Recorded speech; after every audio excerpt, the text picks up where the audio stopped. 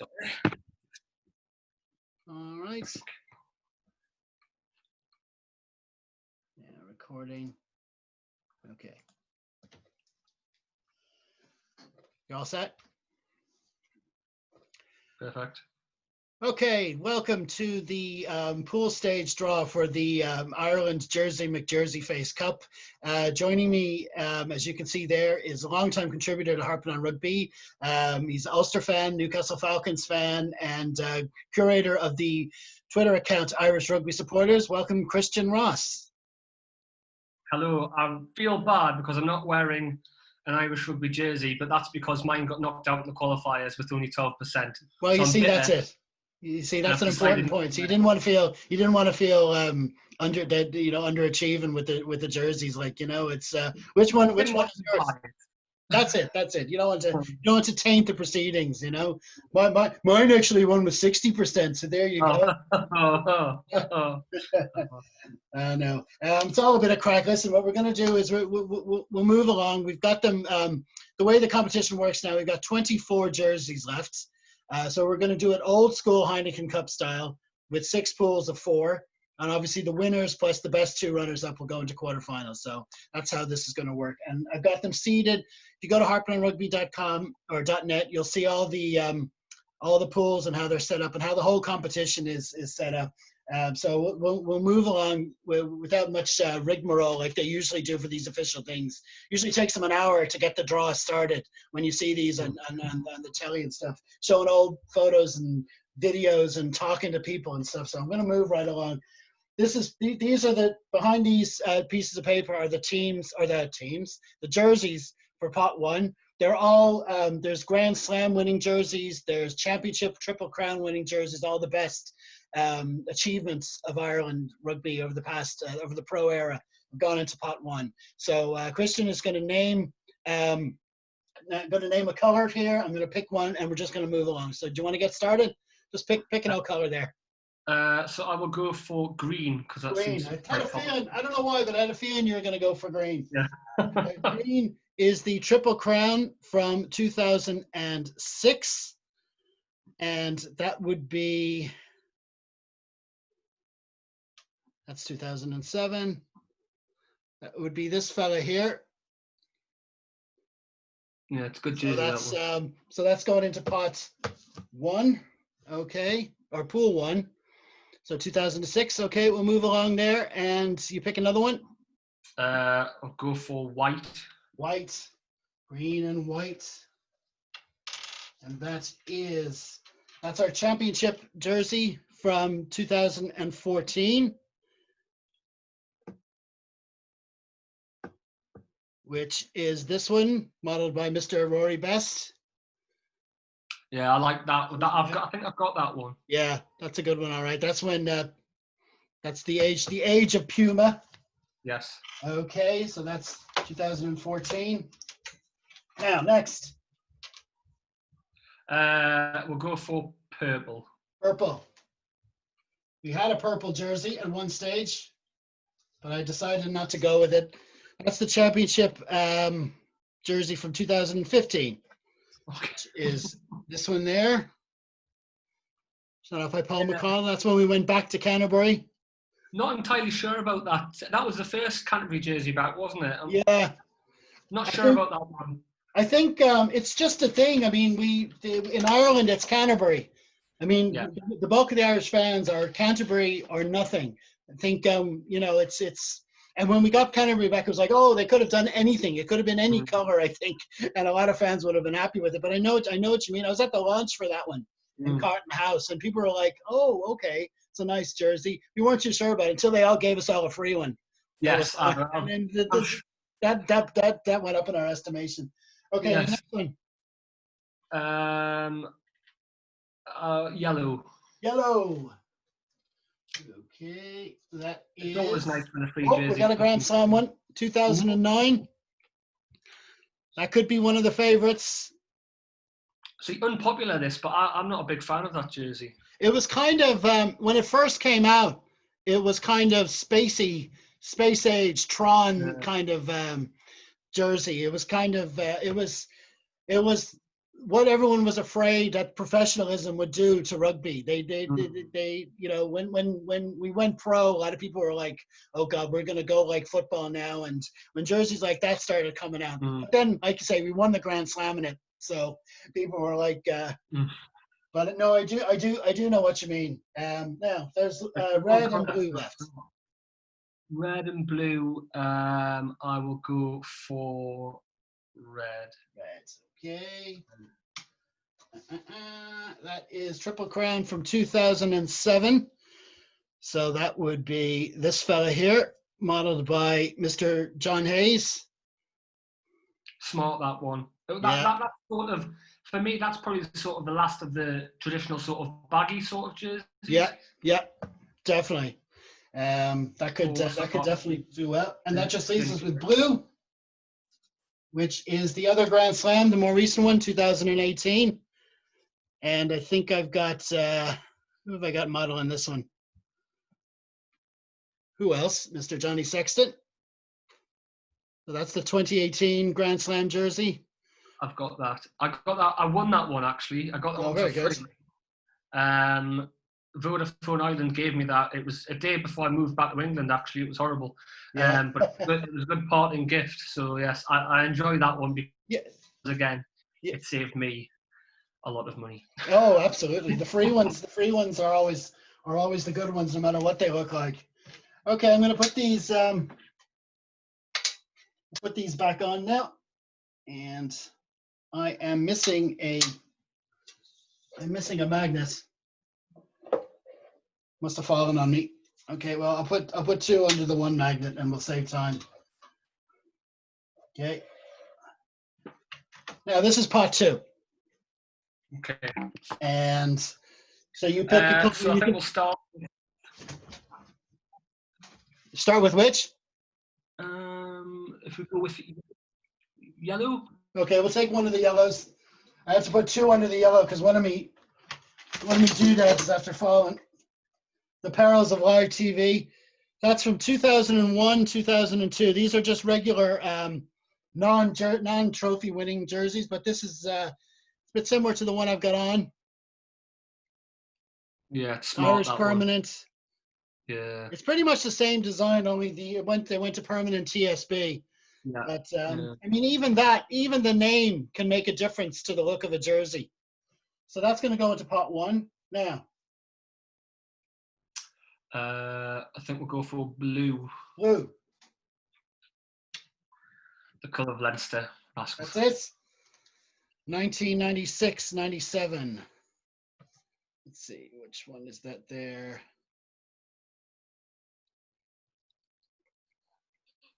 That's kind of an older school one. That's the Nike.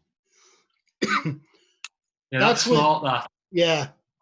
When they gradually brought in the sponsors' names and the jerseys, they went slowly. They said, first of all, we'll have the sponsors' name small, just here under the Nike symbol. They didn't want it all over the front like the football, but eventually, I think the money kind of took over, and they kind of insisted on it, you know. So that's that one. Now next. What I've got left is there's another yellow left. Can I see? There's yellow, purple, white, and red. Well, we'll go for purple then. Purple. Okay. That is 2000-2001, which is this fella.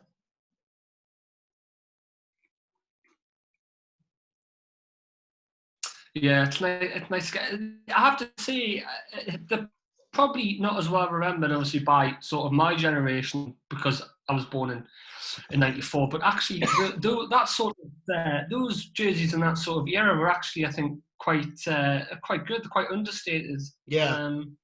So hopefully, we might see a winner from. I'd prefer to see maybe actually one of those winners, like I said, the jersey. The feedback I've gotten is generally the early noughties, around that kind of time. Like you say, when these cotton jerseys were on their last legs as an actual jersey to win. I had a guy on from museumofjerseys.com on the podcast during the week, and he was saying that the 2003 World Cup was the first World Cup where the skin tight jerseys really started to take over because of the practicality of playing the game as opposed to trying to hide our beer bellies. You know, it's the difference. You know. Okay, so we got 3 left there. Is that yellow? Sorry, yellow, red, and white. Sorry, I'll go for yellow. Sorry, my eyesight's. No, you're grand. No, you're grand. This is all. This is all new. 2002, 2003. I think this could be one of the favorites. This is the one I've got on. I'm not just saying it because I have it on. I'm saying because it did really well in the qualifiers. Smart. That went, and we won a Triple Crown in that one as well in 2004. Yeah. So that's going up against. That's actually now going up against the Grand Slam 2009 one. So that'll be an interesting. That'll be an interesting pool. Okay, we got red and white left. I'll go for red. Red. Okay. Red. 1999, 2000. So that would be this fella here. That's one of the Ryan O'Driscoll, just a basic Nike, and that's when the Irish Permanent logo went big. And that could be another one as well. That's going up against the Triple Crown in 2007. So that just leaves us white for this pool. We're doing great. And that's an old school one, 1994-95. So that would be this fella here. That's really old school. That's just basic Nike, Ireland green with white collar. Like just when the game was going pro. Okay, so that's pot 2. We shall I shall set up now pot 3. Now, I think one of the most interesting things is that what you were saying there about the practicality is that, you know, you look at, especially looking at Ulster jerseys now, because I've bought a few in the last couple of years. You look at the Ulster jerseys, and the player history ones are so tight to the skin.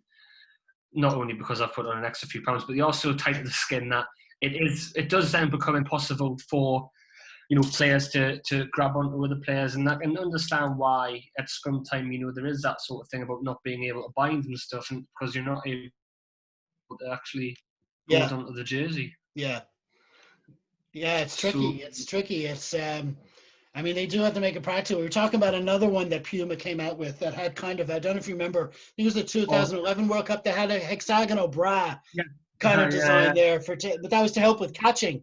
It was like when the ball fell and it made it easier to stick when you caught the ball. I mean, it's like the thing, like, is that even allowed? I mean, why not just make it Velcro and be done with it? You know what I mean? It was like crazy. To be fair, Rob Corney was in his prime at that time, so it didn't really matter because he wasn't. I know, exactly. He didn't need it anyway. Maybe that was why. Okay, so we're on to pot number 3 now, and we've got some more recent green jerseys in this one. So again, I've had to put, because I've dropped the thing, I don't know where it is. We've got 2 under yellow and then all the other colors. So just pick any color. If we go for blue, then we'll start with blue this time. Blue. Okay. That's 2019, 2020. That's the most recent one. Ulsterman Jacob Stockdale there. That's the one that we were wearing this season before everything went COVID. Yeah. So that goes into pool number 1. Okay. And then if we go got 2 yellows, a red, a white, and a purple. Yeah, we'll go to yellow next. Go to yellow. Okay. I'll take on from this side. That's 2016, 2017. So that is. Oh yes, I think I remember this one. Is this the one with little diamonds sort of on it? Yeah, that's that one there. Robbie Henshaw. Yeah. So that's a basic Vodafone. The red, I mean, I know you have to go with what the sponsor does, but the red of the Vodafone always looked a bit weird. When I saw that for the first time, it just... Yeah, I think that was a real bone of contention, wasn't it? When it was. They were saying that there should be no red on the jersey, and I can't remember who it was. Obviously, I remember that Manchester United was sponsored by Vodafone in the early 2000s, but I can't remember who it was. There was one particular other sports club that they just adopted the colour of that sports team behind them, and a lot of people were saying, I don't see why they couldn't have just done that. Because strangely enough, the training jerseys that a lot of people have seen don't actually have any red on them. They've just got a Vodafone logo with the Yeah. meaning. So it's I strange think that that was a they, compromise. I yeah, think they tried to take it up, and Vodafone said, "Listen, we want our brand when you're playing. We want everyone seeing when you're playing. So if you want to take it off the training jerseys. That's fine." But I think they wanted their, and these days the amount of money they're shelling out, I suppose they yeah. can kind of do what they want. Okay, so we got yellow, red, white, and purple left. We'll go for white. White. Okie dokie. And I'm dropping it.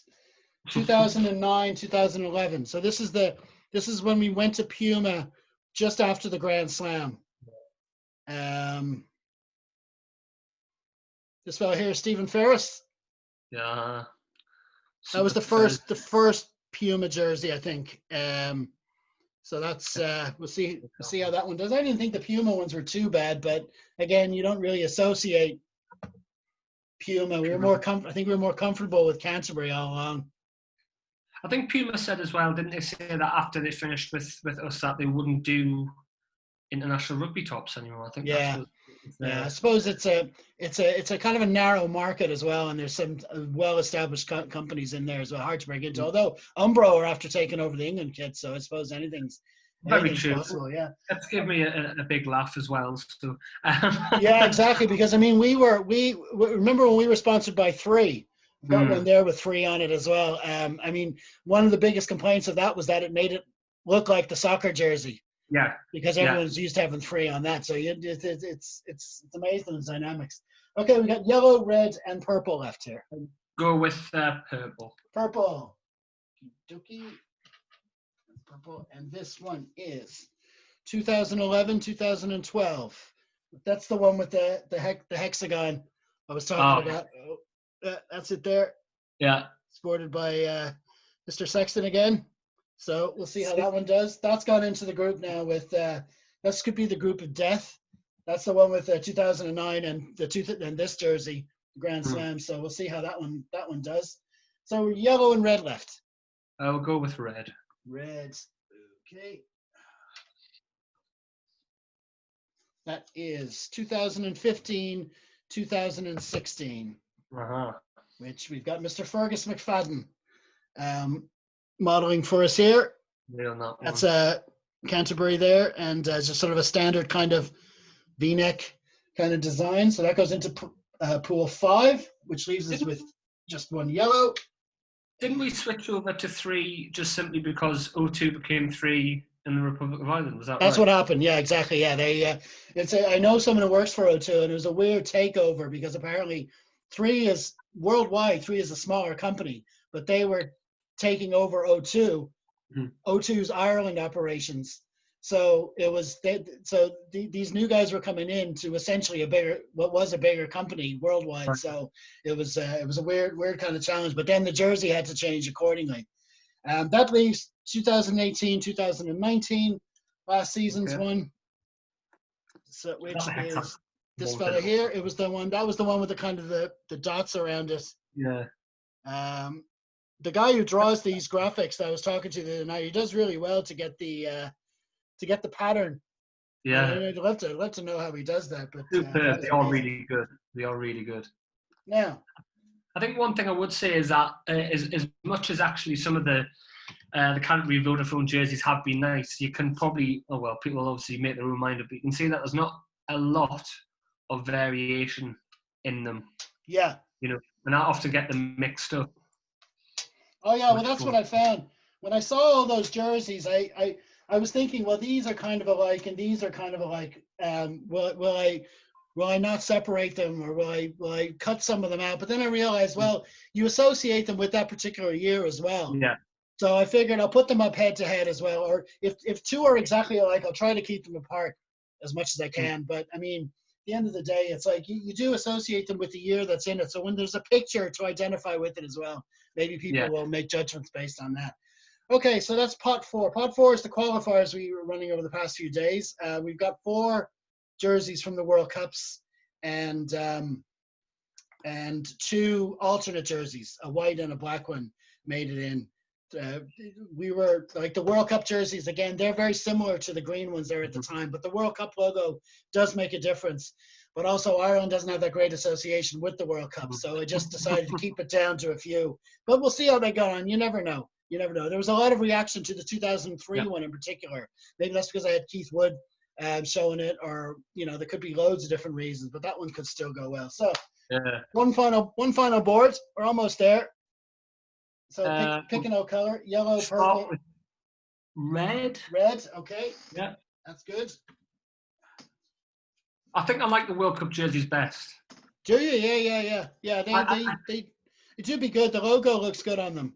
Yeah, I'm not against sponsors actually on jerseys. Yeah. I just feel that the World Cup ones, like for example, like obviously I alluded to it earlier on, but my favourite jersey is the 2015 World Cup jersey. Not just because I got to go to that tournament, but it's the jersey that is actually held up the best as well. There's barely any threads on that one. Definitely.